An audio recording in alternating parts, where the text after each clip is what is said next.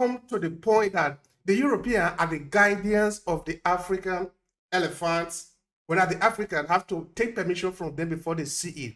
I don't understand the transition. How did it get to that point? It's called lawfare, the same lawfare that we're talking about. You want to understand that laws to do with wildlife, they were promulgated during the colonial period. Most of those laws have not been purely decolonized, 100% decolonized, to make sure that we deal with the segregative nature of those laws, which give privilege and precedence to a European person at the expense of an African person who is the stockholder of that resource and has to bear the brunt of that resource. Go to many nature reserves, be it in South Africa, be it in Zimbabwe. In Zimbabwe, maybe it could be a different scenario altogether. In Botswana, also, it might be a different scenario altogether. But predominantly in South Africa, most of the game reserves, look at the ecologists there, look at the managers there, and then look at the ancillary or support staff, the general hand staff.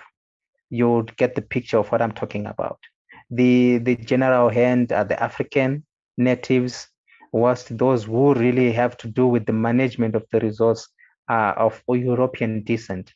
And that's a situation that has been normalized because of centuries of disenfranchisement of the African child, but it has to change, and the change has to come now.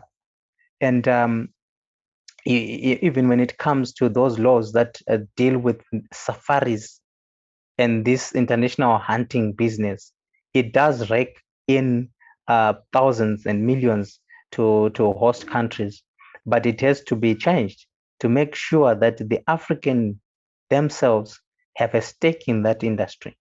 They take charge of their natural resources, so to speak. Yeah, of course, it must not be a situation whereby we completely dispossess of the European. No, but it has to be something that is fair, something that takes on board the African as well, and make sure that fairness in every aspect is espoused. At one point in time, Robert Mugabe did speak of the safaris, and he was talking about coming after the safaris. And to a certain extent, some African natives did settle themselves in certain safari areas. And I'm sure there might be processes and means of also getting a stake. Whenever that happens, we are told about our Western trained economists that it will have an impact on our tourism industry and it will affect the GDP of the country. But when we really get to the bottom of the matter, who is really benefiting from this tourism? Is it the native African? Is it the government? Is it private individuals? And who are these private individuals? These are matters that we need to be starting to interrogate now. These are issues that we need to start to be looking at now. These are issues that we need to start to be making sure that we make our people conscious, because these are their resources. It's their heritage. It's their birthright.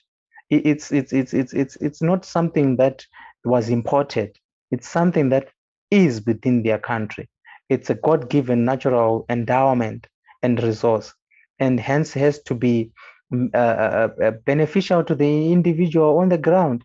These are not difficult things to ask for. He's simply asking for fairness. So our laws need to be looked at. Those that had colonial connotations of giving a supremacist privilege to the other race must be decolonized, must be changed, must be sanitized to make sure that they take on board everyone, irrespective of their color, creed, race, tribe, and ethnicity. That's what we want as Africans. We are not fighting individuals. Even in our liberation struggle, we were never fighting individuals. We were fighting a system that deliberately, structurally, systematically disenfranchised the native African at the benefit of a European who came from Europe to to dispossess, that has to come to an end. Thank you very much for that, Dr. Lesley.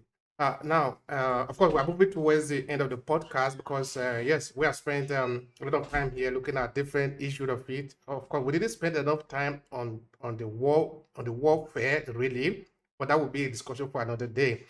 Yeah. Now, I am beginning to think that this issue should have been taken up by our intelligent lawyers and law experts, no?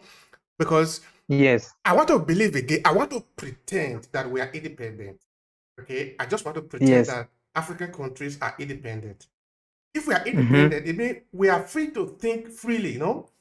And if we are thinking Yes. freely, it should be abnormal that certain things are done the way they are done in Africa, like we have discussed up to this point, no? That our resources are not in our hand legally.